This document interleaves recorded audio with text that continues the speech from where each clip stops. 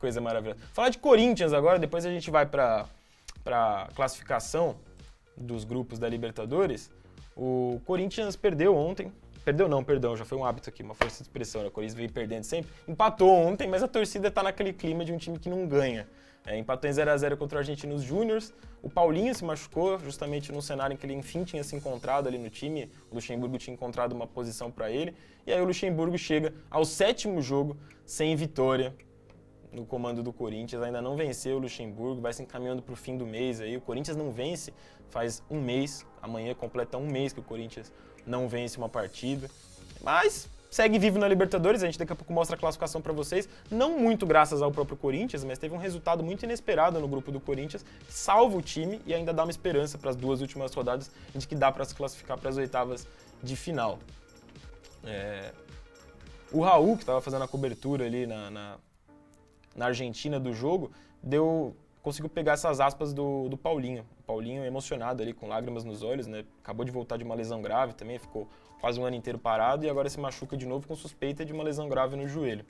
Lesão que você sentiu, como que você tá agora? Bom, esperar agora fazer o exame, chegar em São Paulo, senti um pequeno estalo ali na hora do lance, mas tem muito o que fazer, né? São milhões de coisas que passam pela cabeça depois de ter tido uma lesão grave. Mas tem que esperar, prefiro agora não falar nada, até porque a gente precisa da imagem para dizer o grau da lesão. Mas agora é ter a cabeça mais uma vez forte, firme, para saber o que. Abalado, né? Abalado, esperando os resultados dos exames. A gente deve ter mais notícias sobre essa lesão do Paulinho ao longo do dia de hoje. A hashtag Rony também ganhou força nas redes sociais. Rony, volante do Corinthians, que entrou no lugar do Paulinho. A torcida tá meio impaciente aí com o Rony, né?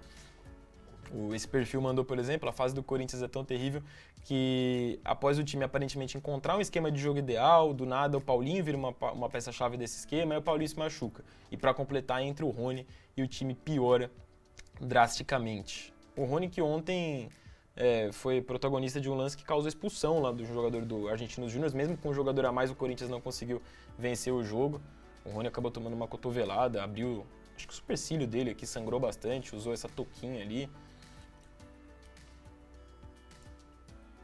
O Romero também viralizou muito, a gente não vai dar play aqui por conta de direitos autorais, mas nessa tentativa dele aqui, ele tá aqui do cantinho, aí ele tenta passar a bola e ele simplesmente joga a bola pra frente ali pro jogador da Argentinos Júnior. A torcida do Corinthians já tá de saco cheio a torcida do Corinthians já tá de saco cheio do Romero, basicamente, e aí até o Luiz Roberto na narração da Globo ontem mandou essa. Botou o Romero, que tá do lado direito, e aí ele para de falar, porque o Romero bota pra frente a bola, dá um tempo e depois, vocês viram, né, o que o Romero fez.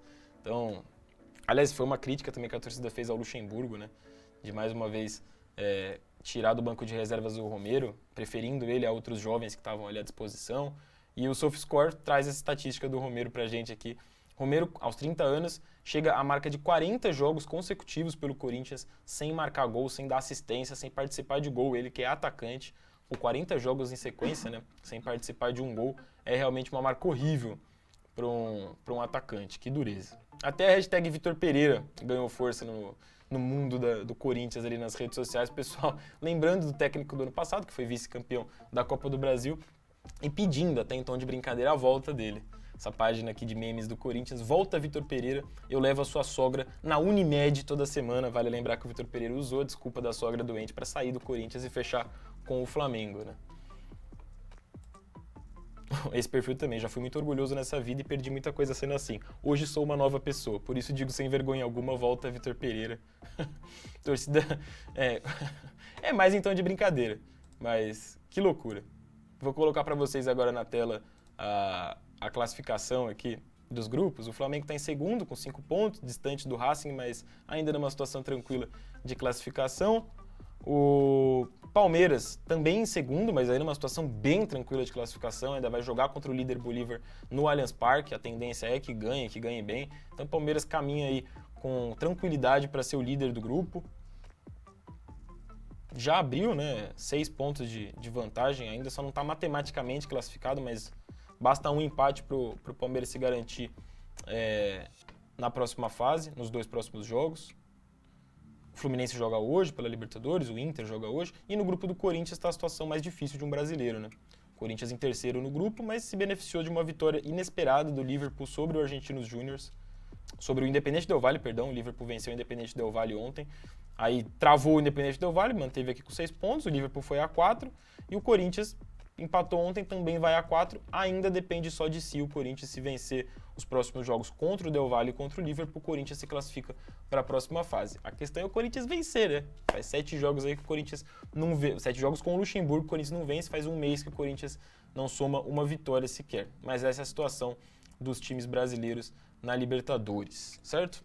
E finalizando o assunto futebol, ontem teve jogos da Sul-Americana, o Fortaleza venceu o São Lourenço por 3-2 no Castelão, segue 100% e também com a classificação muito bem encaminhada na Sul-Americana para as oitavas de final. O Santos, por outro lado, perdeu do Audax Italiano num jogo disputado no Chile, então a situação do Santos já fica mais delicada na Sul-Americana.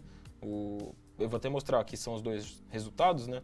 Na classificação, o Botafogo joga hoje, aí o Carlos Daniel falou no chat que é botafoguense, o Botafogo dele joga hoje, o Bragantino também joga hoje, são times que lideram, né, os seus... O Botafogo está em segundo, mas pode a partir de hoje assumir a liderança do grupo. E o Bragantino lidera o grupo, são times que jogam hoje. O Santos está em terceiro no grupo, bem distante do News Old Boys, o Santos precisaria vencer...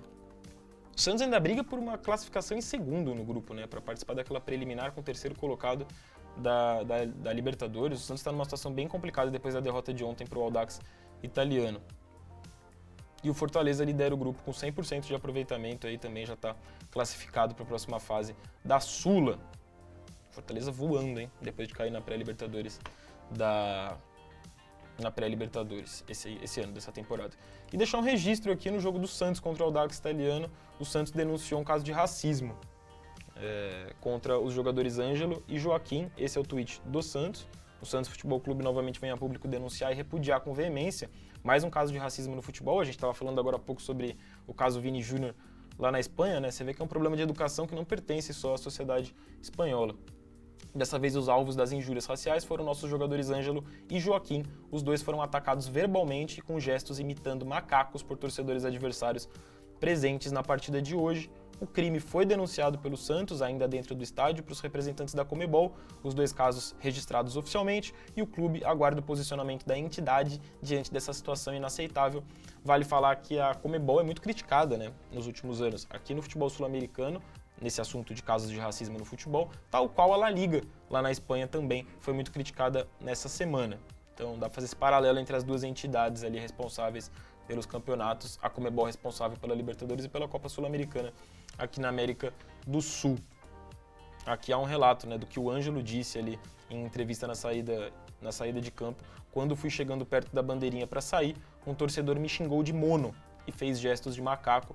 A gente falou para vocês, né, explicou que mono em espanhol, muito em função do episódio do Vinícius Júnior, isso ganhou notoriedade aqui no noticiário brasileiro, significa macaco. E aí lá no Chile, os jogadores brasileiros foram chamados de mono. É brincadeira, né, velho? É inacreditável uma parada dessas acontecer com tanta frequência.